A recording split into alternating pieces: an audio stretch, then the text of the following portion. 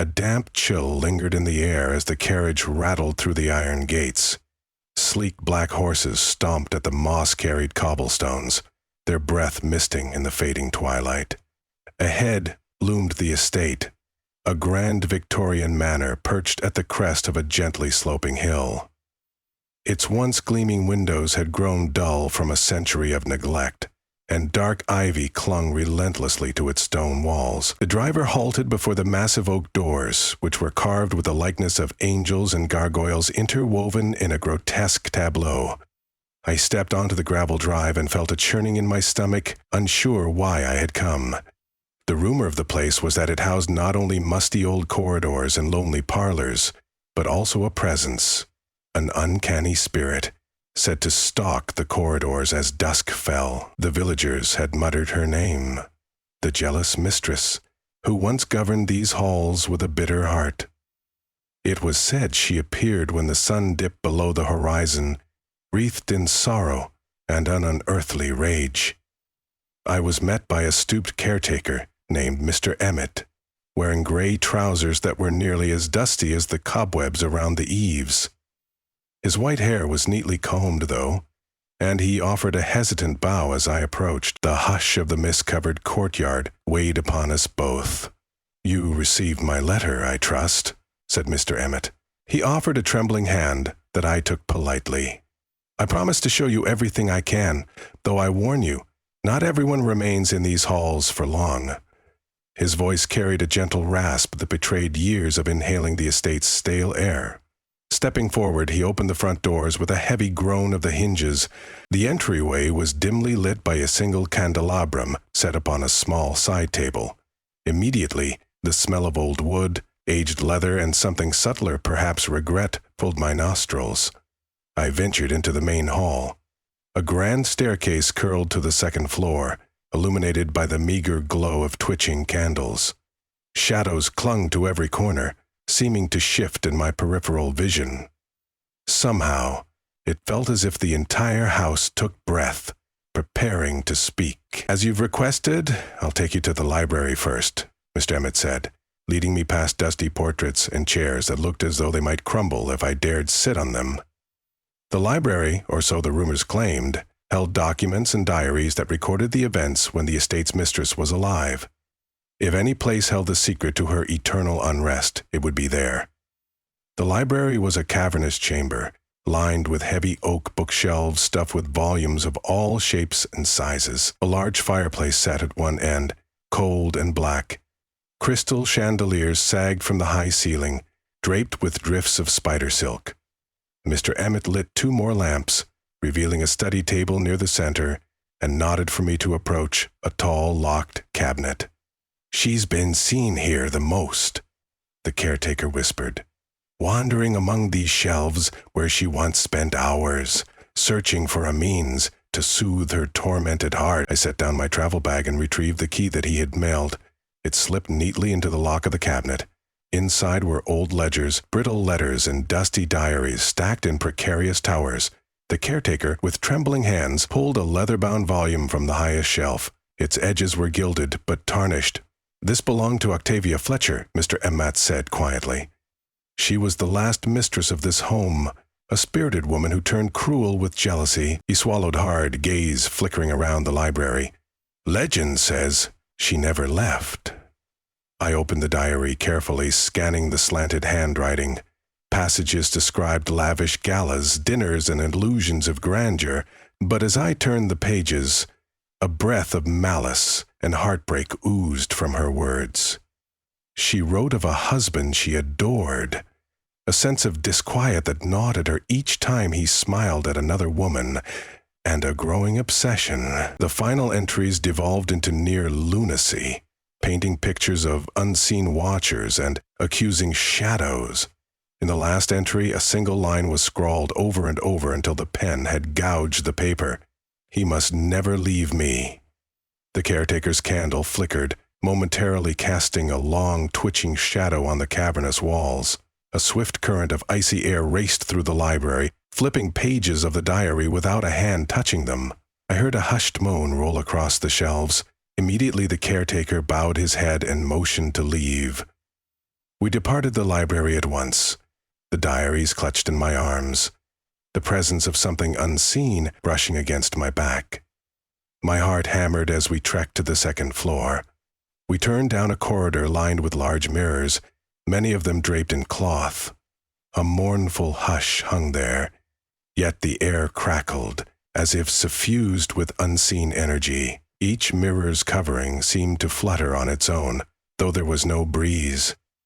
Suddenly, I risked a glance in one that was uncovered. I saw my own reflection, but behind me lurked the silhouette of a woman in a dark velvet gown. Her eyes were just two pits of emptiness, and before I could twist around, she was gone. My heart pounded as I squeezed the diaries more closely to my chest. The caretaker's voice dropped to a whisper. "That is her," he said. "She roams these corridors at twilight. She doesn't want anyone to uncover the secrets that bound her to this place." We advanced to a heavily carved oak door at the end of that corridor, the master bedroom. Stepping inside, I was enveloped in a suffocating silence. The walls were swathed in tattered velvet wallpaper, and the four-poster bed stood in the center, its canopy torn and stained. Layers of dust floated in the flickering candlelight, disturbed by our entry. "This is where she died," said Mr. Emmett, almost in a hush, as though the mistress slept beneath the sheets. "The last staff who tended the estate found her lying there as if asleep, but they say the look on her face was frozen in bitter rage." He avoided my eyes. "No one knows why her spirit never left." I gazed around, sensing a heartbeat in the stillness, as if the bed itself still held her last breath. Candlelight lit the tall, ornate mirror in the corner, unveiling a faint reflection, the shape of a woman standing near the curtains, her hair thick and black. Again, when I turned, there was no one there. The caretaker felt it too. He gripped my shoulder. "Enough for tonight. You are to stay in the guest wing. There is a bedroom prepared for you," he said. "Lock your door if you wish, though locks have seldom stopped her midnight wandering." I nodded, blood pounding in my ears. I followed the caretaker to a smaller room in a quieter corridor. The walls there were plain, the bed draped with new linens, and the faint odor of lavender sachets replaced the stench of mold. After Mr. Emmett left, I placed the diaries on a small writing desk by the window. The night stretched out beyond, moonlight shimmering upon the garden's overgrown hedges. I lit a lamp, resolved to dig deeper into Octavia's diaries before exhaustion claimed me. Leafing through the diaries, I pieced together more details. Octavia had fallen in love with her husband, Desmond Fletcher, soon after a grand ball given by her family. He was charming, witty, and never short of admirers, a trait that sank roots of jealousy deep into Octavia's heart. The diaries chronicled her slow descent, accusing him of infidelity at every turn. Even her best friend was not safe from the swirl of suspicion. In one entry, Octavia admitted to slipping a few drops of poison into the friend's drink, certain that she had designs on Desmond. The friend recovered under mysterious circumstances, but the wedge of bitterness had already been driven between them. Thunder boomed in the distance, and I startled, nearly dropping the diary. The estate exhaled a low groan, as if responding to the heaven. With great effort, I closed the diary and prepared for bed. Despite my determination, I felt a shudder deep within me. Pulling the covers up, I stared at the flickering lamp on the bedside table. Eventually, my eyes grew heavy. When I next awoke, it was to the faintest of sounds, a velvet-soft footstep just outside my locked door. My eyes snapped open. A swirl of cold air drenched me in gooseflesh. I held my breath, listening. The step came again, soft, measured, and heartbreakingly careful. Then I heard the door latch jiggle. When it refused to yield, a soft moan passed through the door, heartbreak mingled with malice. It faded into the corridor, and I heard the same footsteps, now slowly receding, until all was again silent. At dawn, the caretaker found me huddled in the corner, eyes wide from a night of tension. He escorted me to the breakfast room, where I barely touched my tea. He had left fruit, biscuits, and cheese, but my appetite had long since fled. Outside, a silver haze drifted across the gardens. Already the estate seemed quieter, as if the spirit had sunk back into slumber with the sun's arrival. Mr. Emmett cleared his throat. "I pray you are not reconsidering your stay." I shook my head. "I'm determined to find out what keeps her bound here, even if it means losing a few nights' rest." His expression, a mix of respect and concern, told me he doubted I'd last much longer, but he merely nodded. There was another place in the estate he insisted I see. The hidden chapel, lost to the same creeping ivy that strangled the walls. It lay behind a parlor no one visited anymore. We walked through corridors I hadn't yet seen, noting the sagging arches, the portraits with scratched-out faces. The caretaker unlocked a door to the parlor, revealing a withered room with a collapsed ceiling overhead. The remains of a piano jutted from the splintered floorboards. Old sheet music turned to scraps around it. Carefully, we sidestepped the wreckage and approached a small arched door near the back, concealed by a tattered tapestry. When Mr. Emmett pushed it open, a swirl of dust rose in greeting. Inside was the old chapel, walls lined with tallow candles, long since turned to lumps. Stained glass windows at the far end depicted scenes of saints and sinners, though many of the panes had cracked over time. A battered altar rested beneath the windows, as if bowed under centuries of guilt. In front of the altar lay a stone sarcophagus, its lid partially askew. The caretaker mouthed a silent prayer before speaking again. "They were devout once," he said. "But love and devotion can twist into darkness under the wrong circumstances." I circled the sarcophagus, heart thumping. Piles of decaying roses lay crumbled into shadows at its base. The caretaker explained that Octavia had insisted when her mother passed that the body remain in the chapel. She refused to part with any loved one, clinging to them even in death. Continuing my search, I noticed a small niche carved in the wall. Inside sat a dusty jar, its label too faded to read. Set next to it was a broken golden ring. I knelt to examine it. The caretaker gave a thoughtful hum. "That is rumored to be the ring Desmond once gave her," he said. "There was a rumored argument about that ring. She claimed he had gifted an identical one to another woman.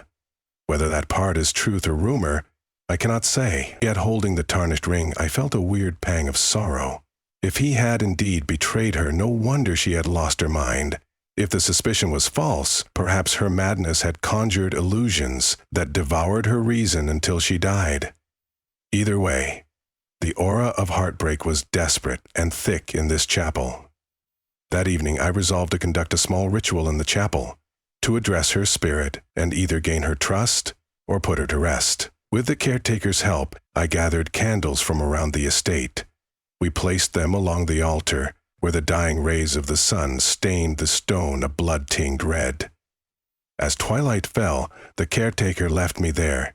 He would stay near, but not within, for he feared to kindle her wrath.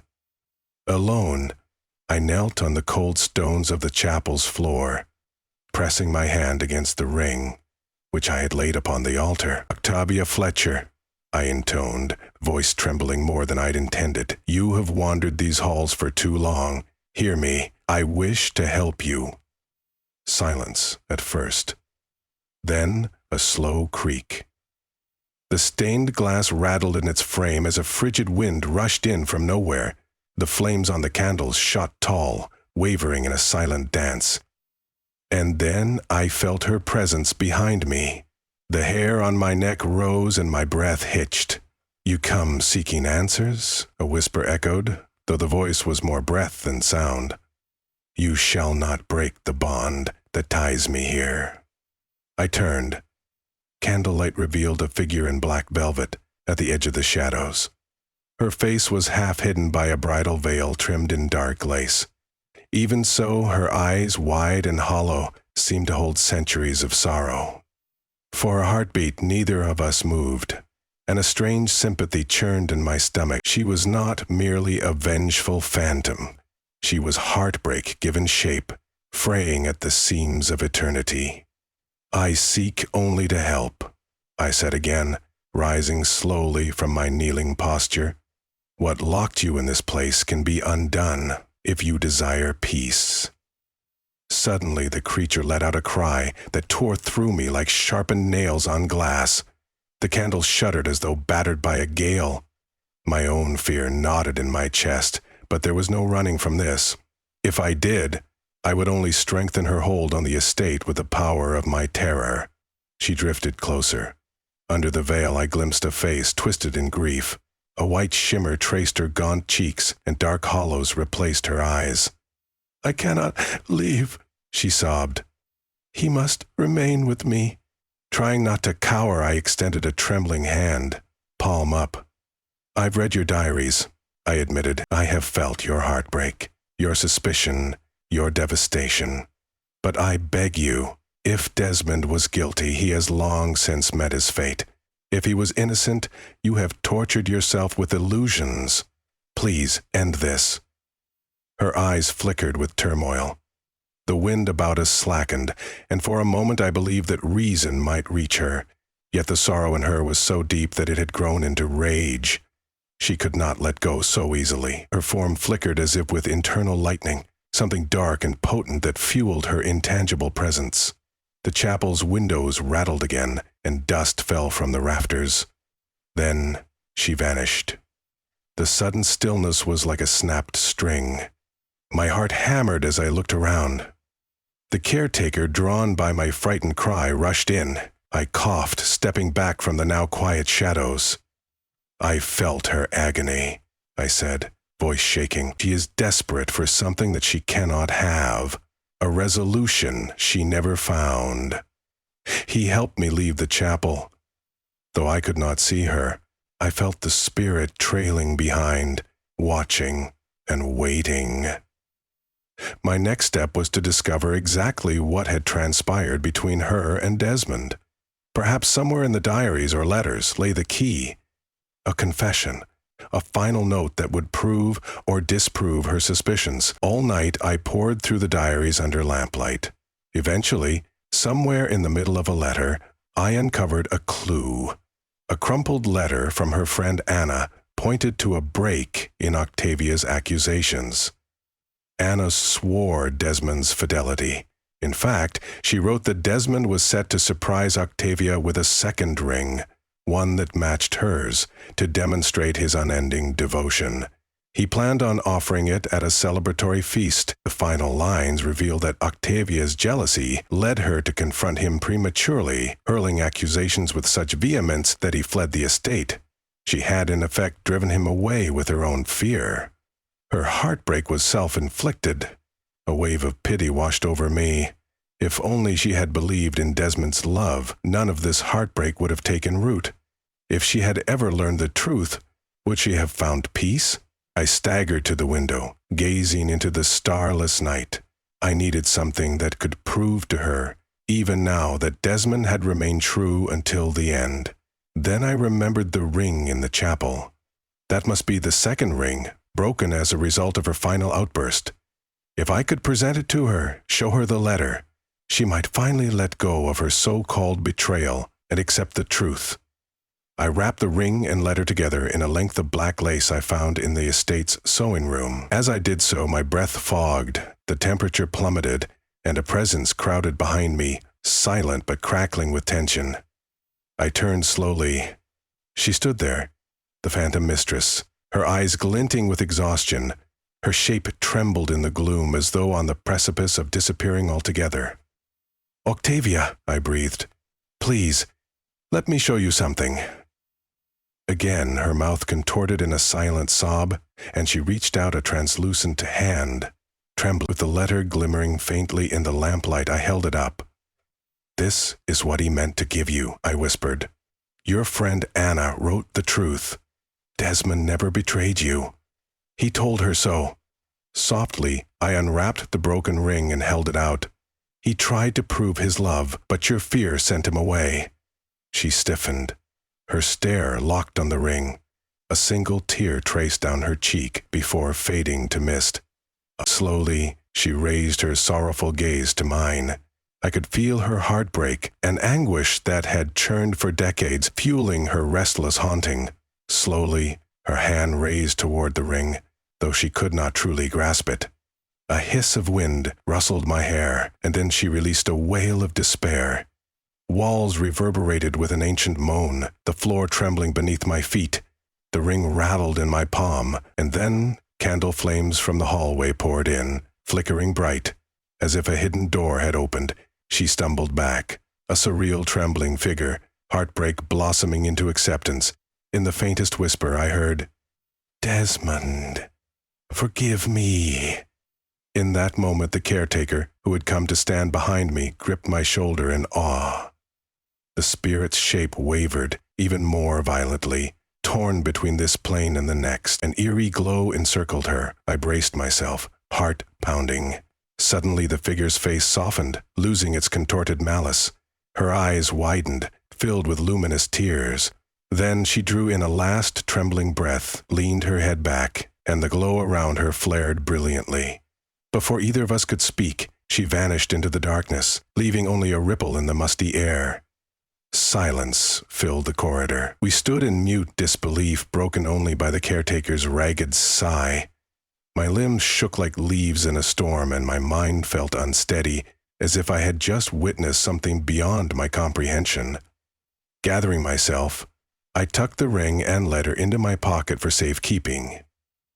Mr. Emmett whispered a prayer under his breath, thanking whatever benevolent force might have finally brought her peace. Over the coming days, the estate felt lighter somehow. The halls had lost their oppressive chill, and the flicker of panic at every shifting shadow had diminished. When I paced the grand staircase, I no longer sensed the weight of her eyes in the gloom. The caretaker found me in the library on the final morning of my stay, looking over the dusty diaries one last time. Together, we placed them back in their locked cabinet. In a private ceremony, we collected them for archiving in the chapel. The caretaker and I carefully wrapped them, and he decided they would be interred with her memory so nobody else would tread the same path of obsession and fear. In the corner of the library, I thought I saw the faint shadow of a woman in dark velvet, standing with her head bowed.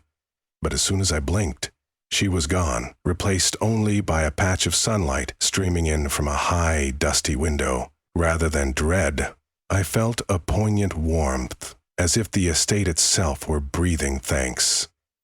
That afternoon, the caretaker accompanied me to the door as I prepared to leave. A fresh breeze skimmed across the courtyard, rustling the ivy that clung to the estate's massive face. We paused by the threshold, gazing over the quiet stones of the carriageway, noticing that the gloom that once shrouded everything had dissipated. Even the air smelled a bit cleaner, less haunted by regrets. He nodded to me in unspoken gratitude. My mind, once soaked in fear, felt tempered by compassion. In the swirling dust motes, I imagined the spirit of Octavia Fletcher finally finding solace in a realm far from these haunted halls. Her jealousy undone by revelation, her heartbreak soothed by the truth she had denied in life. The horses waited, shaking their manes with impatience. I climbed into the carriage, nerves still jangling with the memory of that final wail. As the carriage wheels turned, the caretaker offered a solemn wave, the faintest smile curving his lips. Through the estate's soaring arch, I studied the shadowy windows one last time. A sense of release clung to every crumbling stone, comforting me with the knowledge that the countless nights of sorrow within those walls had at last been put to rest. Rolling through the iron gates, I cast my last glance back at the manor. Evening was approaching, pink and gold smudging the horizon. No pale figure roamed the windows now, and I breathed a quiet prayer that she never would again. The estate, once bound in threads of jealousy, murder, anger, now stood free of its ghostly mistress. All that remained was an empty house, echoing with memories of passion and pain that had finally found their ending. Though the estate bore a tragic legacy, perhaps in time, merciful peace would see it restored. If new owners took care to love without suspicion and welcome warmth into its corridors, The gloom might be banished for good. Even places where the dead walked could return to life if given the chance. Pulling my coat tighter around me, I sank into the carriage seat, letting the estate's distant silhouette fade behind me. The swirling tales of the Phantom Mistress, both horrifying and heartbreaking, were now laid to rest. And in that final gesture of admission and release, the estate might at last find the redemption it so desperately needed, a redemption that comes only by embracing truth and relinquishing the shadows of haunted desire.